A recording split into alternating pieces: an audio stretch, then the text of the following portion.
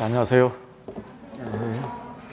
7, 8월 달 문제풀이 강의를 시작을 하도록 하겠습니다. 시작을 하도록 하는데 문제풀이 강의의 목적은 매년 말씀드리는데 모르겠습니다. 여러분들 어떻게 생각하실지 모르겠는데 학원에서 강의하는 사람이 출제자의 출제 의도를 파악해서 적중을 할 수 있는 확률은 거의 떨어집니다. 그거는 진짜 신의 영역입니다. 신의 영역이고 아주 우연히 학원에서 낸 문제가 나올 수는 있겠죠. 그런데 나오는 문제들은 그냥 나올 만한 문제니까 나오는 겁니다. 나올 만한 문제니까 나오는 것이고 7, 8월 달 강의의 목적은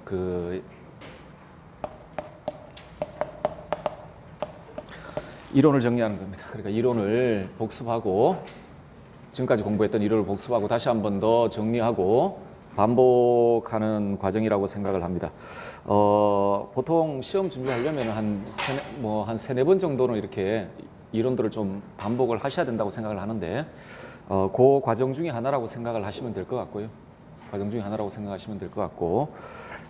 지금 문제를 제가 좀 드렸는데 그래서 이게 문제풀이 과정이라서 가급적이면은 이론에 좀 상세한 것까지 다 문제로 좀 담아보려고 노력을 했습니다. 그래서 조금은 너무 뭐라 그럴까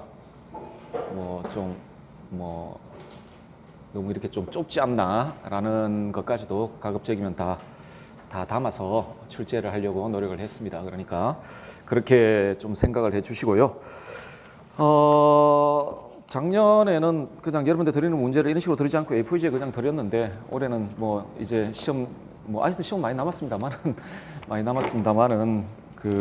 출제되는 형식을 좀 그 형식에 다 담았으니까 좀 눈에도 좀 익숙해지시라고 그렇게 좀 담았습니다. 자, 8주로 지금 계획이 되어 있는데 제가 지금까지 문제풀이를 하면서 문제풀이하고 문제를 읽고 답을 그냥 여러분한테 읽어드리면은 8주 안에 끝날 수가 있습니다. 그런데 그러면 아무 의미가 없다고 좀 생각이 들고, 그래서 목표 자체가 이론을 정리하는 시간이기 때문에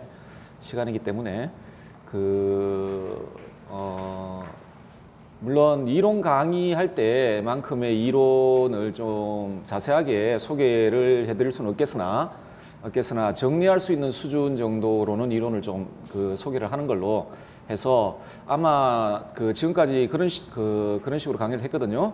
그래서 8주에는 끝나지 않았습니다. 8주 가지고는 끝나기가 좀 힘들고, 그래서 중간에 보충을 한번 하든지 아니면 강의가 조금 더 한두 번 더 있든지 그런 식으로 아마 될 거라고 생각을 하시면 될 겁니다. 저는 11월 달에 강의를 하지 않기 때문에 마음에 굉장히 여유가 있습니다.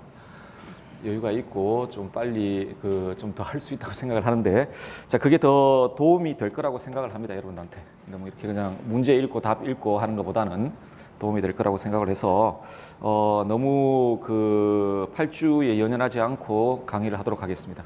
자, 아마 오늘 제가 나눠 드린 건 중세까지 수업 진도는 제 이론 강의 순서대로 진행을 할 거고요. 문제 출제 근거가 되었던 자료들은 여러 가지가 있습니다. 원서가 아마 대표적인 자료가 될 것이고, 다음에 여러분들이 많이 보시는 기본서라고 불려지는 것들, 다음에 교과서, 다음에 기출문제가 기출문제 이런 것들 중심으로 해서 문제들을 좀 만들어 봤습니다. 만들어 보고 거기서 이제 답을 구하는 방식으로, 그래야만 좀 객관성이 확보될 수 있을 거라고 생각을 하니까 그런 식으로 작성을 했습니다. 물론 여러분들 지금 문제를 풀어보면 쉽다고 느껴지시는 분도 있을 것이고 어렵다고 느껴지시는 분도 있을 텐데 지금은 몰라도 된다고 생각을 합니다. 아직까지 완벽하게 몰라도 된다고 생각을 하는데 적어도 이 과정이 끝나고 난 다음에는 좀 거의 한 90% 정도는 다 숙지를 하시는 그런 과정이 되었으면 하는 게, 모의고사는 8회 정도가 될 텐데, 모의고사 문제는 한 회에 한 30문제도 안 되지 않습니까? 30문제도 안 되기 때문에 모의고사 8회를 가지고 전 영역을 커버를 못 합니다. 모의고사는 사실상 지금 내가 시험이 시험에 직면해가지고 내가 지금 어느 수준까지 와 있는지 그리고 부족한 게 뭔지 정도를 확인하는 그 과정입니다. 하기 때문에 오히려 모의고사보다는 뭐 문제풀이 과정에서 이론 정리가 가능하지 않을까. 물론 뭐 모의고사도 마찬가지겠지만 자 그렇게 생각을 하고 있습니다. 자 어쨌든 간에 문제를 한번 보도록 합시다. 먼저 소크라테스를 보죠. 물론 이 앞에 그 소피스트가 있는데 소피스트는 상대주의 할 때 같이 하도록 하겠습니다. 소피스트가 단독으로 출제되지는 않으니까. 자, 소크라테스를 먼저 보죠. 지문은 여러분 풀어보셔도 아시겠지만 그 앞쪽에는 기입형이고 뒤쪽에는 선언술형으로 문제를 배치를 했고요. 그 기입형에서 사용된 지문을 가끔씩 서술형에도 사용을 합니다. 그리고 서술형에 보면 답이 달려 있기도 합니다. 그런데 기입형에서 못 풀었으면 틀린 겁니다. 틀린 거니까 그렇게 하시면 되겠습니다. 자, 1번 문제를 보죠. 다음은 어느 서양 고대 윤리사상가가 법정에서 행한 변론의 일부이다. 괄호에 공통으로 들어갈 용어로 쓰시오. 아마도 여러분 우리 출제범위 안에 포함되어 있는 서양 고대 사상가 중에 법원에 서본 사람은 한 명밖에 없죠. 소크라테스밖에 없습니다. 플라톤이다 아리스토텔레스도 뭐 법원에 서본 적이 없어요. 근데 보도록 하죠. 만약 어떤 사람이 사람으로서 괄호를 지니고 있지 못하면서도 지니고 있다고 주장하는 것으로 제가 생각되는 경우에 저는 그가 가장 값진 것들을 가장 경시하면서 한결 하찮은 것들을 더 중시한다고 나무랄 것입니다.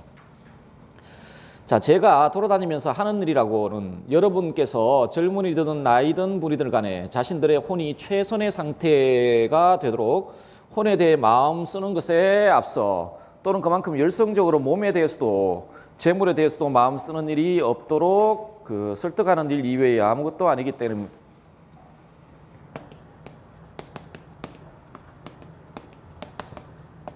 자신의 영혼을 돌보라라고 지금 이야기를 하고 있거든요. 여러분 영혼의 최선의 상태는 다른 말로 하면 무슨 말이죠? 영혼이 최선의 상태에 있다라는 말은 다른 말로 하면 무슨 말이 됩니까? 영혼이 훌륭한 상태에 놓여 있다라는 것이고 이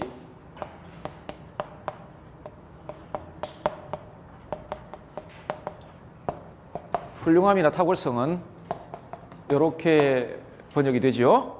덕이라고 번역이 되죠. 자, 여러분 그러니까 영혼을 돌보라, 영혼을 최선의 상태로 있게 하라라는 말은 소크라테스에게는 덕을 갖추어라는 말과 같습니다. 자, 제물로 해서 사람으로서의 괄호가 생기는 것이 아니라 사람으로서의 괄호로 해서 제물도 그리고 그 밖에 다른 모든 것도 사적으로나 공적으로나 사람을 위해 좋은 것들로 되는 것입니다 라고 이야기를 하죠. 자, 제물 때문에 사람이 훌륭해지는 것이 아니라 그 사람이 훌륭한 상태에 있으므로 다른 모든 것들도 전부 좋은 것이 된다라는 겁니다. 기본적으로 득복일치를 주장을 하거든요. 그리고 만약에 이 행복을 최고선이라고 한다면 여러분 최고선은 어떤 성격을 가집니까? 그 자체로 바람직한 것, 그러니까 그 자체로 선한 것, 그리고 나머지 모든 것들을 선하게 만드는 조건, 좋은 것으로 만드는 조건이 최고선입니다. 하기 때문에 소크라테스의 기본 생각, 득복일치라는 생각에 따르면 이게 최고선이면 덕도 최고선입니다. 그래서 나머지 모든 것들도 전부 좋은 것으로 만든다라고 이야기를 하죠. 자, 괄호 안에 들어갈 말은 덕입니다. 자, 덕이 되고요. 소크라테스의 덕의 성격을 좀 정리를 하고 넘어가 보도록 합시다. 덕이란 무엇인지 정리를 하고 넘어가 보도록 하죠. 자, 일단은 덕의 일반적 의미입니다. 일반적 의미, 아레테라는 말일 텐데, 자, 일반적 의미는 각자가 지닌 고유한 기능을 잘 발휘하여 모든 덕은 지금 덕이라고 우리가 번역하고 있지만 훌륭한 상태에 있는 건데, 그때 훌륭한 상태에 있다라는 말은 뭐죠? 각자가 가지고 있는 자신의 고유한 기능을 훌륭하게 발휘하고 있는 상태에 있다라는 겁니다. 그죠? 아레테는 언제나 기능과 관련되어 있는 단어입니다. 발휘하여 그 기능과 관련된 일을 훌륭하게 수행하고 있는 상태. 인간에게 고유한 기능은 뭡니까? 다른 존재자에게 없는 기능, 이성이죠. 그럼 인간의 덕은 어떤 거겠습니까? 인간이 가지고 있는 인간만의 고유한 기능인 이성을 훌륭하게 발휘하고 있는 상태, 그 상태가 되겠죠. 즉 상태 혹은 수행할 수 있는 능력을 덕이라고 합니다. 자, 인간의 덕은 인간의 고유한 기능인 이성을 완전하게 사용하여 최선의 삶에 영위하는 데 필요한 이성을 완전하게 발휘한다, 훌륭하게 발휘한다는 이야기는 이성이 하는 일은 뭡니까? 이성이 하는 일은요? 이성이 하는 일은 인식입니다. 이성이 하는 일은 인식이거든요. 자, 이성은 크게는 이런 게 있겠죠. 우주와 그 세계와 관련된 참된 진리를 획득하는 것도 될 것이고. 그런데 지금 문제가 되고 있는 도덕이니까 도덕의 영역에서 참으로 인간에게 좋은 것이 무엇이고 선한 것이 무엇이고 옳은 것이 무엇인지를 인식하는 것. 그렇죠? 자, 하기 때문에 삶을 여기할 때 필요한 참된 이성적 지식 혹은 참된 삶의 영위를 위한 기술을 소유함으로써 인간으로서 좋음을 실현하고 있는 상태가 덕이 있는 상태입니다. 덕이 있는 상태라고 보시면. 자, 이게 덕입니다. 2번 문제 한번 보세요. 그래서 1번은 지금 덕이고요. 2번 볼게요. 다음은 어느 서양 고대 윤리 사상가의 주장입니다. 괄호에 공통으로 들어갈 용어를 쓰시오. 모든 것으로 괄호와 함께 사고 파는 것들이 참으로 용기이며 절제이며 올바름일 것이라고 이야기를 합니다. 용기, 절제, 올바름은 덕입니다. 덕일 텐데 이 문장에 함축되어 있는 내용은 이 용기, 절제, 올바름의 본질이 뭐냐라는 겁니다. 모든 덕의 본질. 이것과 더불어 사고 팔아야 용기요, 절제요, 올바름이다. 요컨대 괄호가 동반된 것이라야 참된 훌륭함, 즉 덕이다. 덕이다. 자, 어떤 것에 대해서 우리가 덕이라고 이야기할 수 있으려면 그것은 어떤 조건을 충족시켜야 된다는 이야기입니다. 지금 괄호 안에 들어갈 조건을 충족시켜야만 그게 덕이 된다라고 지금 이야기를 하고 있죠. 그렇게 이야기를 하고 있죠. 즐거움과 두려움 그리고 그 밖에 모든 것들 그런 것들 모두는 덧붙여지기도 떨어져 나가기도 하겠지. 하지만 그것들이 괄호와 떨어져 서로 교환되는 것일 경우에 그런 훌륭함 즉 덕은 일종의 음영화 같은 것이요 사실상 노예적인 것일세라고 합니다. 자, 괄호는 뭐가 들어갑니까?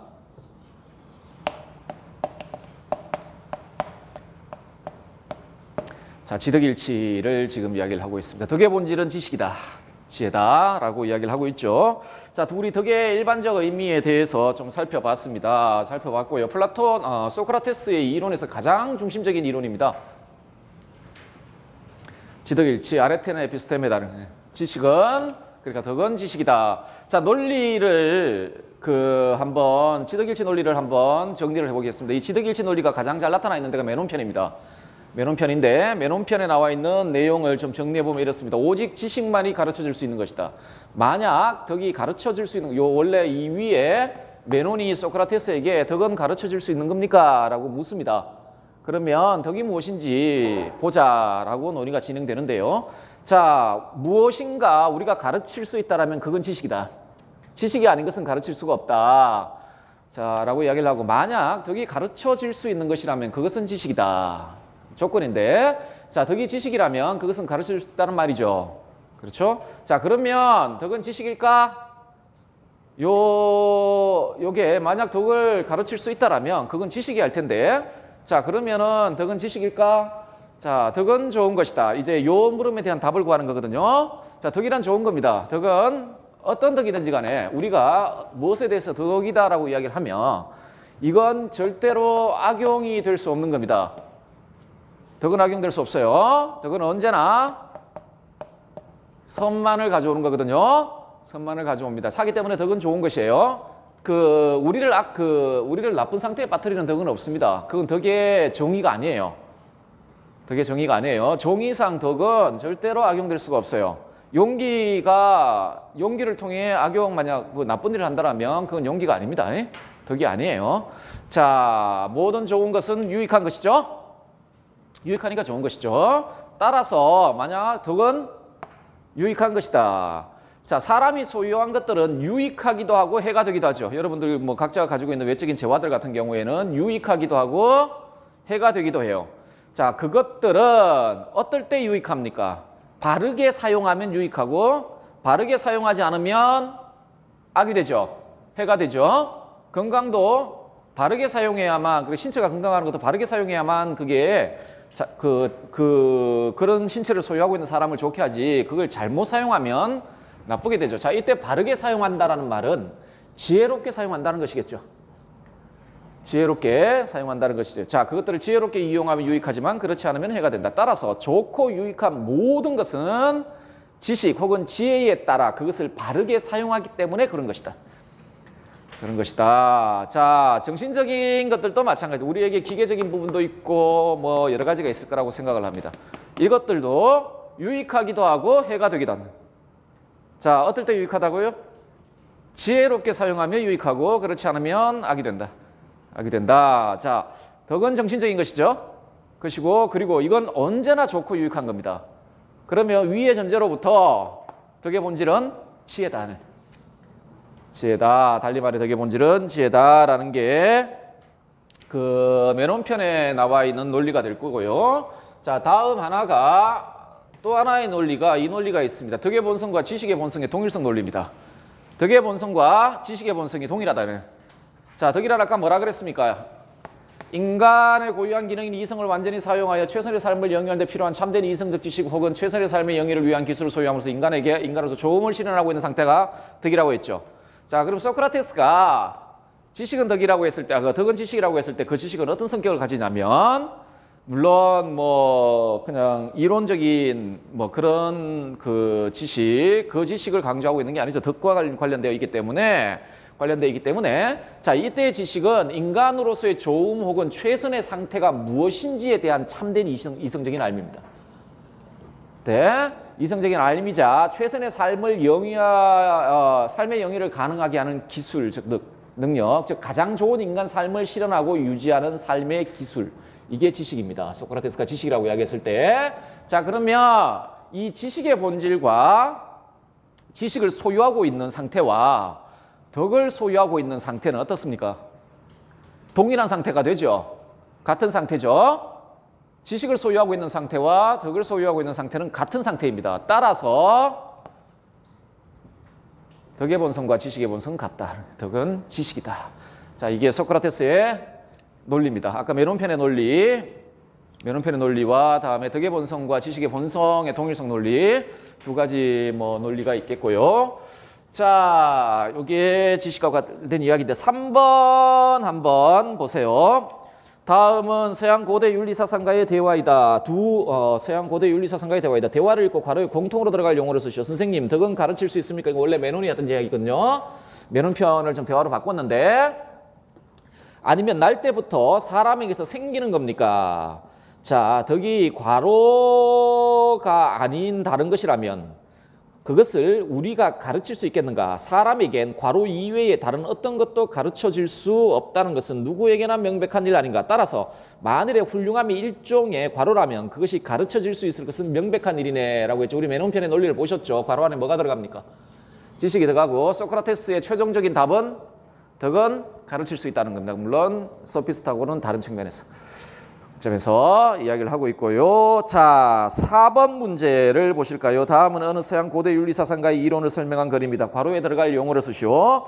그는 도덕적인 삶을 위해 요구되는 덕의 보편적 의미를 규명하는 데 많은 노력을 길렀다. 그는 경건, 용기, 절제, 정의 등과 같은 덕의 의미를 이성과 논리를 통해 규명함으로써 사람들이 추구해야 할 참된 삶을 보여주고자 하였다. 그가 덕의 보편적 의미를 규명하는 방법으로 제시한 것이 자, 덕의 보편적 의미, 소위 인간으로서의 좋음 혹은 최선의 상태가 무엇인지에 대한 참된 이성적인 암, 그 알을 가지는 방법으로 제시한 게 무엇입니까? 문답법 혹은 대화법이라고 이야기되는 거죠. 자, 그것은 스스로 무지를 깨달아가는 과정인 동시에 도덕적이고 행복한 삶을 위해 요구되는 덕의 의미를 명료화해가는 과정이라고 이야기를 하죠. 자, 마지막 문장에 보면 문답법의 두 단계가 뭐 설명이 되어 있죠. 자, 문답법이란 참된 진리, 도덕과 관련해서는 우리가 사용하고 있는 참된 도덕적 지식, 도덕적 진리를 파악하는 방법입니다. 소위 인식하는 방법이 될 텐데요. 이 문답법은 크게 두 가지 단계로 구성이 되어 있습니다. 하나가 논박 단계, 하나가 삼파술 단계가 되겠습니다. 논박 단계에서는 감각적 지각에 의해 얻은 의견을 버리는 단계입니다. 우리 머리 안에 들어가 있는 편견, 의견, 그 진리가 아닌 것들, 특히나 감각적 경험의 토대를 두고 우리가 얻어 가지고 있는 것들, 그런 것들을 논리적인 대화를 통해 그게 잘못되었음을 소위 무지를 자각하고 우리 정신 안에서 모두 제거하는 과정이 저 논박 단계가 되겠습니다. 그래서 무지의 자각 단계라고 불린다. 이는 논리적 논박을 통해 자신의 무지를 알게 함으로써 보편성을 결여한 의견에서 벗어날 수 있도록 하는 단계이다. 논박은 의견 자체를 버리게 한 다음 논박된 사람으로 하여금 의견과는 전혀 다른 차원의 지식을 낳도록 하는 것을 목적으로 합니다. 소크라테스가 했던 일이고, 자, 이 단계에서 이제 의견을 모두 버리게 되면 우리 이제 진리에 접근할 수 있거든요. 자, 그 다음에 삼파술인데 그 용어가 보여주듯이 스스로 그 진리를 낳게 하는 단계입니다. 스스로. 자, 논박된 이로 하여금 이성을 사용하여 의견과는 차원을 달리하는 보편적이고 절대적인 지식을 스스로 낳게 하는 겁니다. 선생님이 무엇인가를 알려주는 단계가 아닙니다. 알려주는 단계가 아니고요. 스스로 낳게 하는 단계죠. 단계이며 진리에 이르는 공동탐구의 단계가 논박 단계, 삼파술 단계가 되겠습니다. 자, 5번 문제를 볼까요? 5번 문제 봅시다. 다음은 서양 고대 윤리사상가의 주장이다. 기억에 들어갈 용어를 쓰고 그것과 덕의 성격에 대한 이 사상가의 관점에 근거하여 이 사상가 밑줄 친 니언처럼 주장한 이유를 쓰시오. 슬기로운 용어는 바르게 인도하나 어리석은 용어는 그릇되게 인도하겠지. 그렇다면 모든 경우와 관련해서 이렇게 말할 수 있겠지. 인간에게 있어서의 다른 모든 것들은 영혼에 달려 있으나 정신적인 것들, 이것들이 좋은 것들로 되려면 뭐가 있어야 됩니까? 지혜 혹은 지식에 달려 있다고 말했어요. 이 주장에 의할진데 유익한 것은 지식일세 혹은 지혜뿐만 아니라 우리는 덕이 유익하다고 말하고 있네. 그렇다면 덕은 곧 지식이다 라고 이야기를 하죠. 자, 기억에 들어갈 용어는 지식이 되겠습니다. 혹은 지혜가 되겠습니다. 그 소피아와 에피스테메를 소크라테스가 막 섞었거든요. 혼용했습니다. 그러니까 뭐 그냥 지식이라 합시다. 지식이다. 자, 그러면 그 문제가 뭐였냐면 덕의 성격에 대한 이 사상가의 관점에 근거해서 이 사상가가 니언처럼 주장한 이유를 쓰라고 했죠. 아까 우리 그 지덕일치 두 가지 논리를 봤습니다. 맨혼편의 논리와 다음에 덕의 본성과 지식의 본성의 동일성 논리를 봤는데요. 이 문제는 그 덕의 본성과 지식의 본성의 동일성 논리를 가지고 답을 써보라는 거였습니다. 이미 제가 말씀을 드렸거든요. 예시답을 한번 볼까요? 기억은 지식이다. 지식이란 최선의 삶을 필연적으로 보장하는 인간으로서의 좋음에 대한 보편적이고 객관적인 참된 이성적 지식이자 최선의 삶을 실현하고 유지하는 삶의 기술이다. 인간의 덕이란 인간의 고유한 기능을 훌륭하게 발휘하고 있는 상태이다. 그런 상태는 인간의 고유한 기능인 이성을 완전하게 발휘하여 최선의 삶을 이루는 데 필요한 보편적이고 객관적인 참된 지식과 최선의 삶의 영위를 위한 기술을 소유하고 있는 상태에 따라서 덕을 소유한 상태와 지식을 소유한 상태는 같은 상태라고 말씀드렸죠. 따라서 덕과 지식은 같은 것이다 라고 이야기를 할 수 있겠습니다. 자, 소크라테스의 지덕일치설인 소크라테스를 공부하신다면 반드시 알아두셔야 되고, 요 지덕일치의 근거 이유, 그러니까 논리를 아셔야 됩니다. 소크라테스가 왜 지식은 덕은 지식이라고 했는지 그 근거를 잘 알아두셔야 된다. 6번 봅시다. 다음은 두 서양 고대 윤리사상가의 대화입니다. 밑줄 친 부분에 들어갈 프로타고라스의 주장과 구분되는 소크라테스의 주장을 인간의 덕의 성격에 대한 그의 관점에 근거하여 서술하시오 라고 되어 있죠. 자, 한번 보도록 합시다.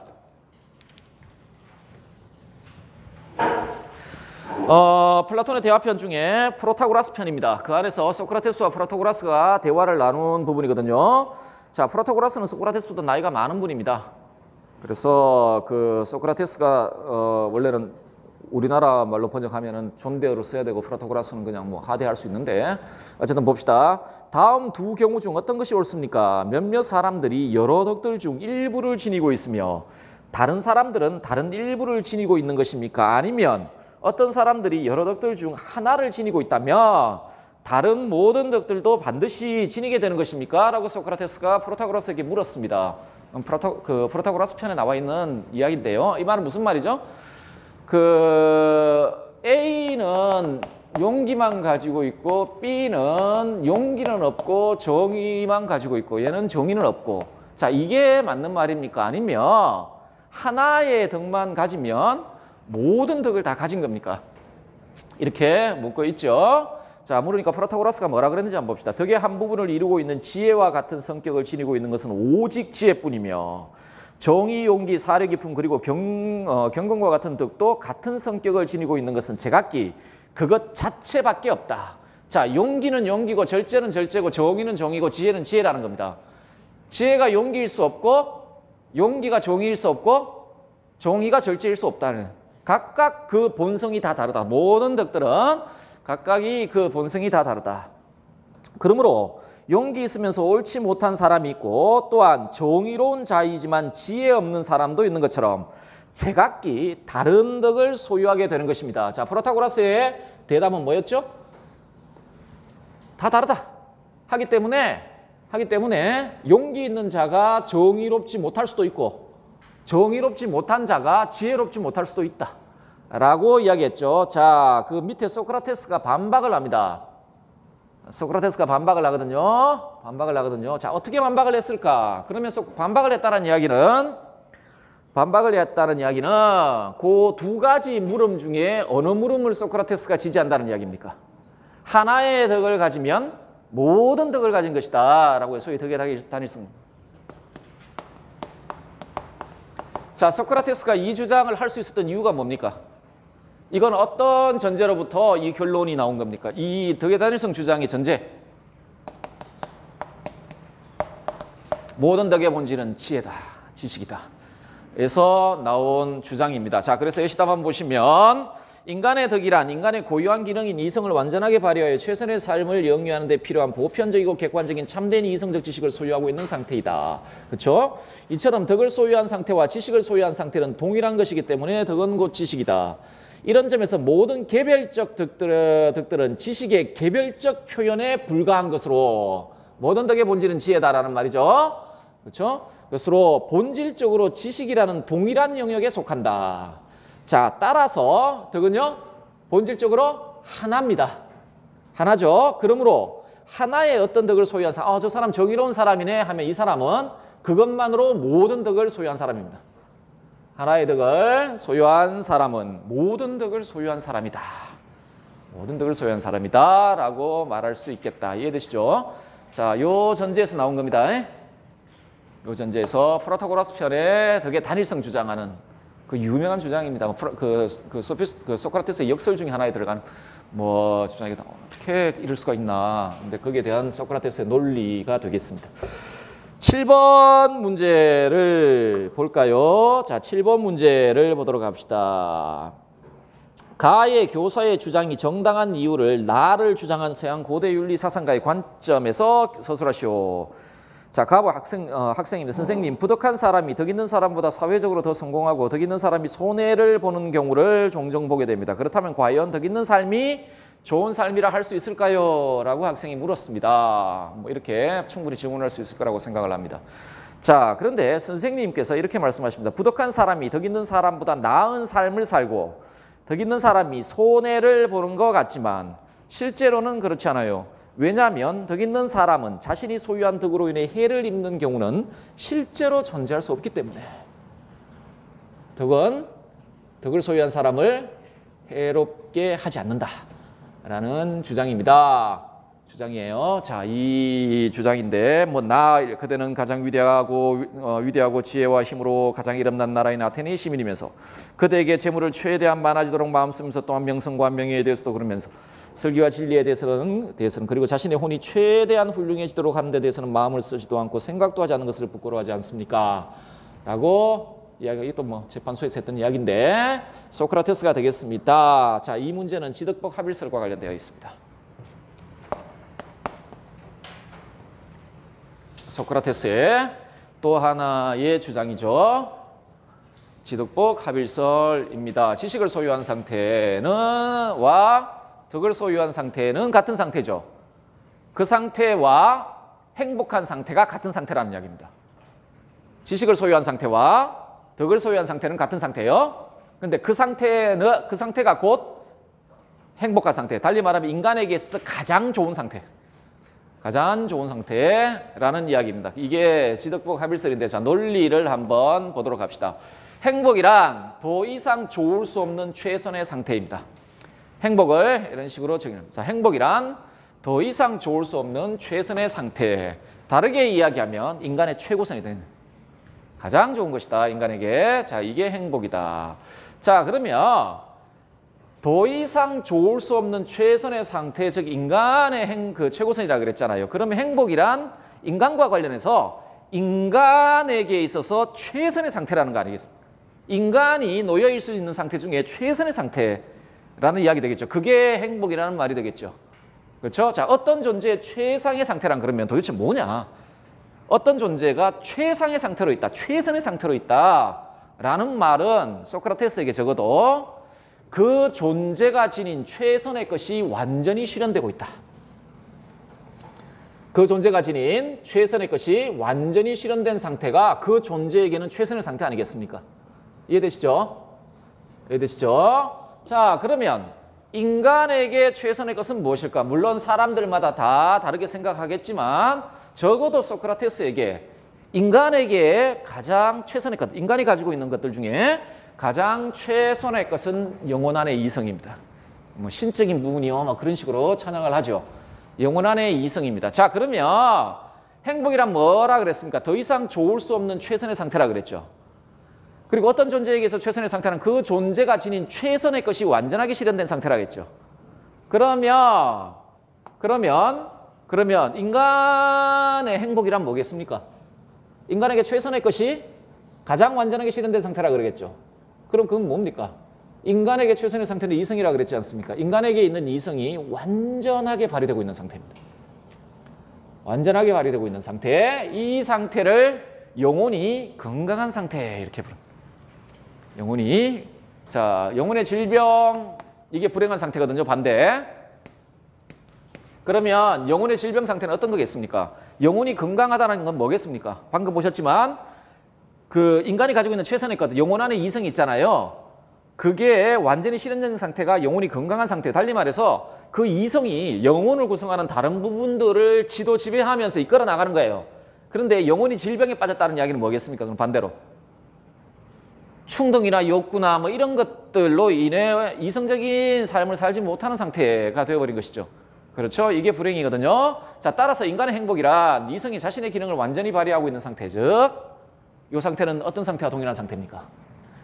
덕이 있는 상태와 동일한 상태죠. 그리고 지식을 가지고 있는 상태와 동일한 상태가 됩니다. 자, 따라서 그 덕의 본질은 지식이고, 따라서 덕이 있는 상태란 최선의 것에 대한 지식을 소유한 상태고, 결국 행복이란 덕을 소유한 상태이고 최선의 것에 대한 지식을 소유하고 있는 상태입니다. 따라서 지를 갖추고 있는 상태, 덕을 가진 상태, 행복한 상태는 다 동일한 상태이다.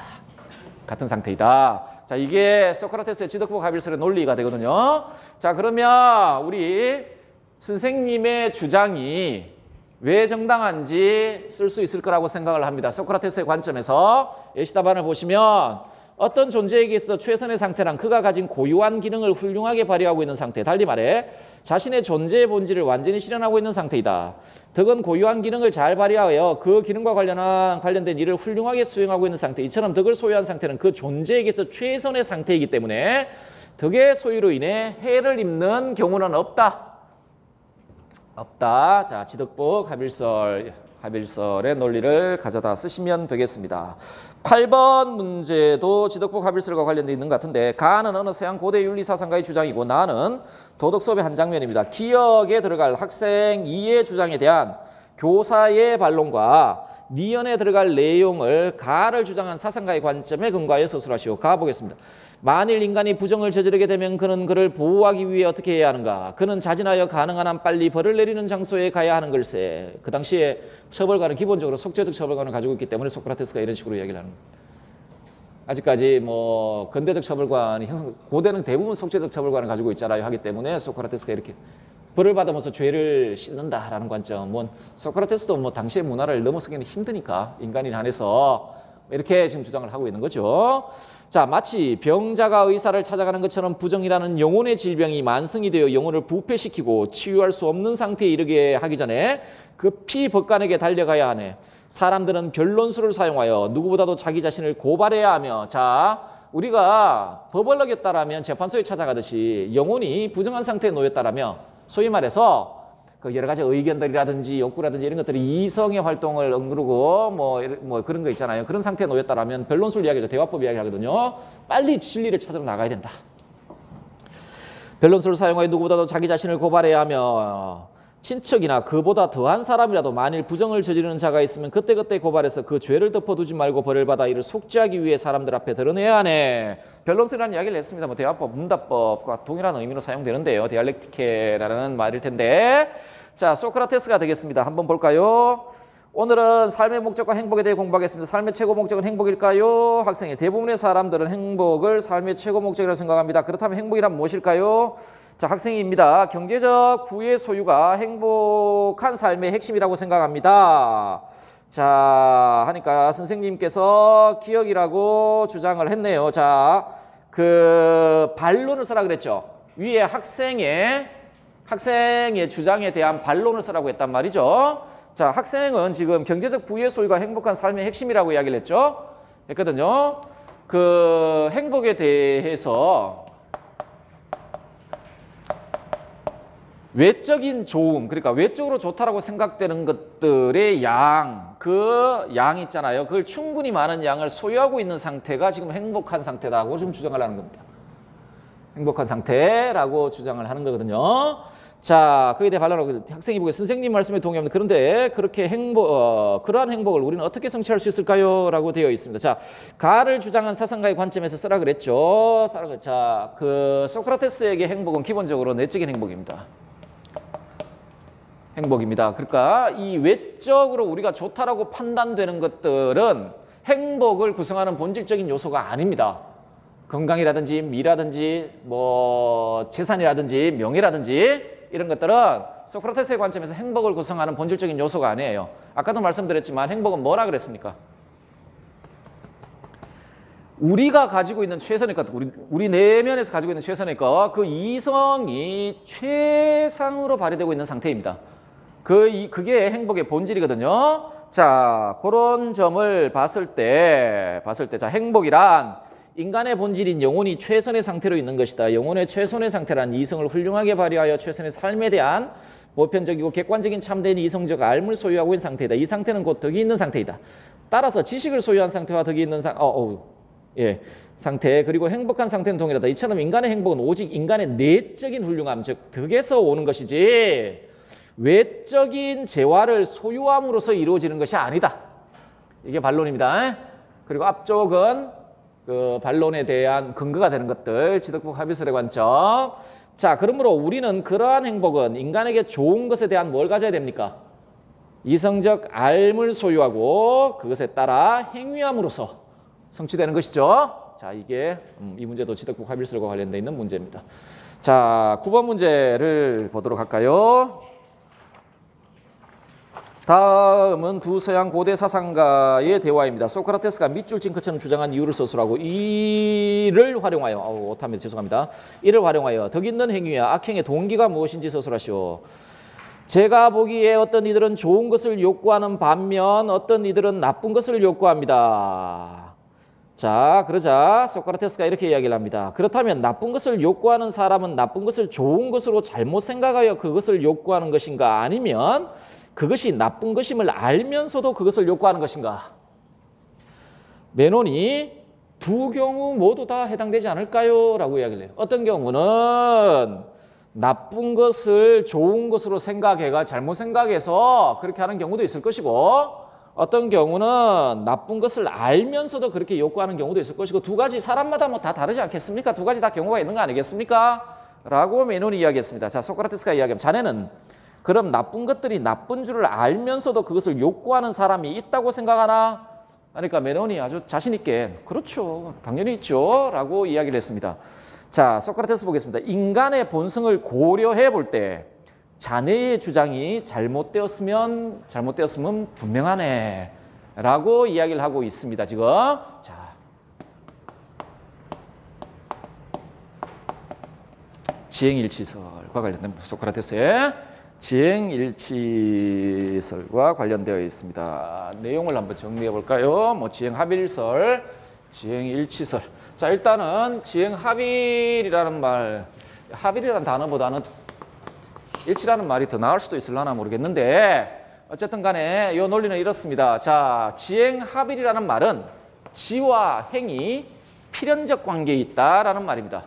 지와 행위, 필연적 관계에 있다. 알과 행위가. 이 말은 무슨 말이냐면 알을 소유하면 그 알에 따라 행동해야 한다가 아니라 알을 소유하게 되면 반드시 그 알에 부합하는 행동을 한다라는 말입니다. 그래서 암과 행 사이에 필연적 연관관계가 있다라는 말입니다.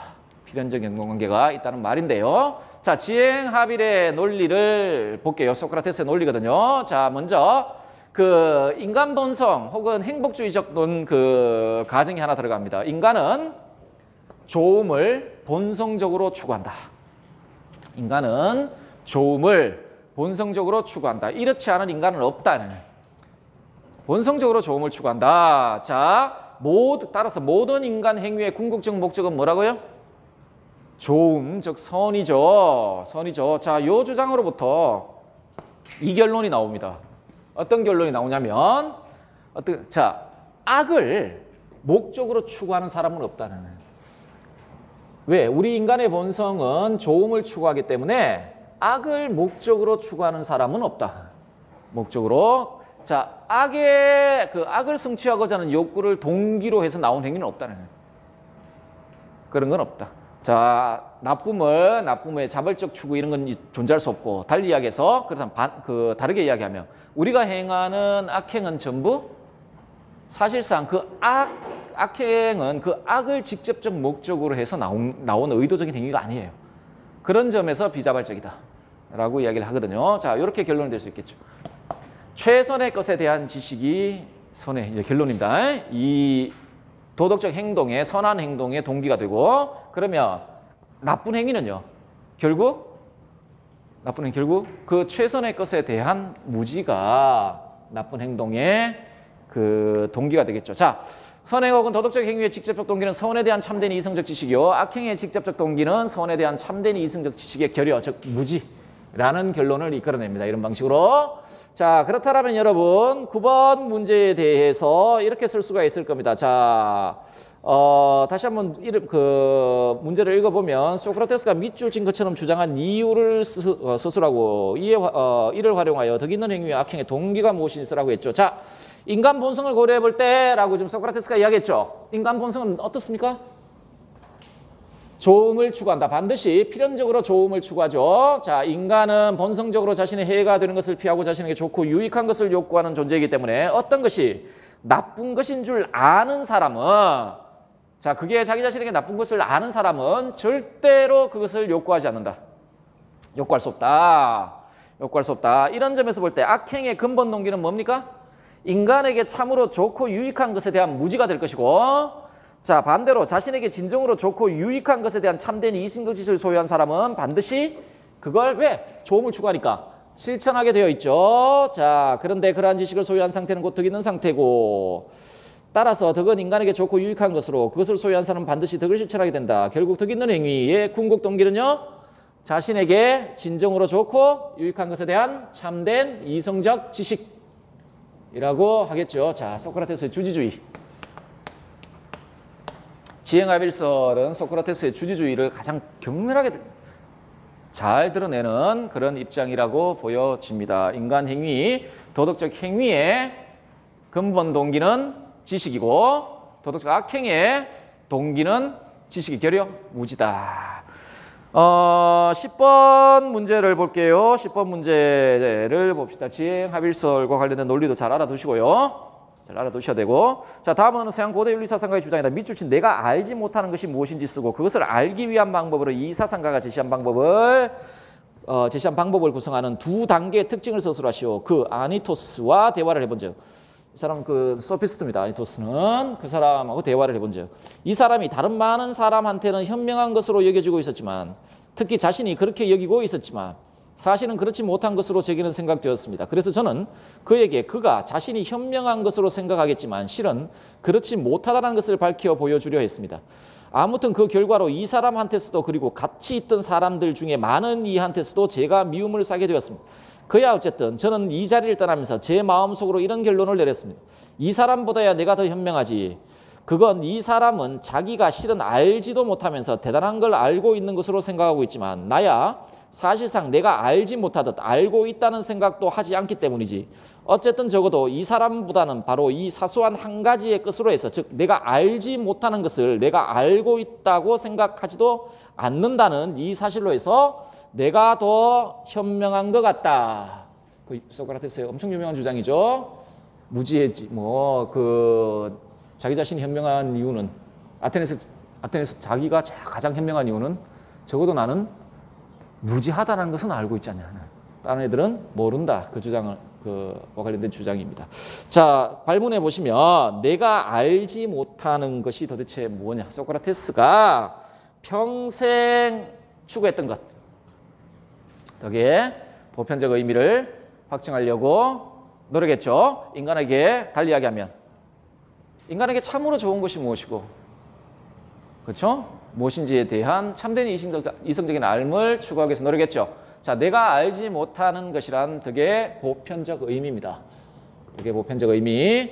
자, 내가 알지 못하는 것은 덕의 보편적 의미, 보편적 객관적인 도덕적 진리, 이런 거죠. 자, 그러면 이걸 알기 위한 방법으로 이 사상가가 제시한 방법이 뭐죠? 문답법이죠. 도덕적 진리 인식 방법, 문답법이죠. 문답법은 몇 단계로 구성되어 있죠? 아까 보셨죠? 2단계로 구성되어 있죠. 그 2단계, 각 단계 특징을 쓰라고 아마 발문에 되어 있을 겁니다. 내가 알지 못하는 것은 덕의 보편적 의미이다. 이를 인식하기 위한 방법이 문답법, 변정술, 대화법, 이렇게 다양한 방식으로 번역이 됩니다.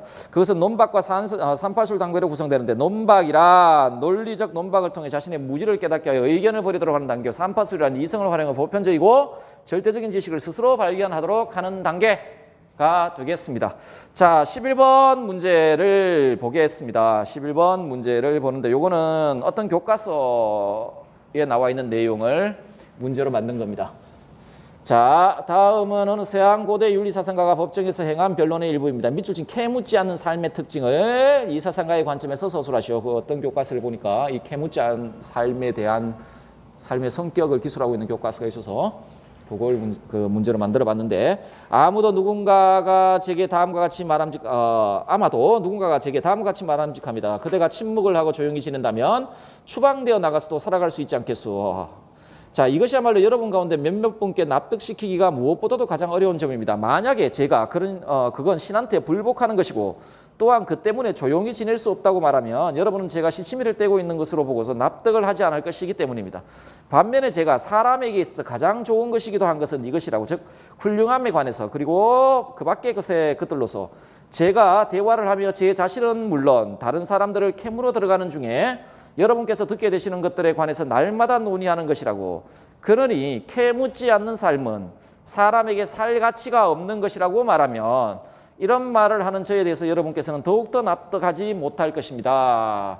캐묻지 않는 삶은 살 가치가 없다 라고 하는 소크라테스의 유명한 주장입니다. 자, 교과서에 보면, 어떤 교과서에 보면 캐묻지 않는 삶이란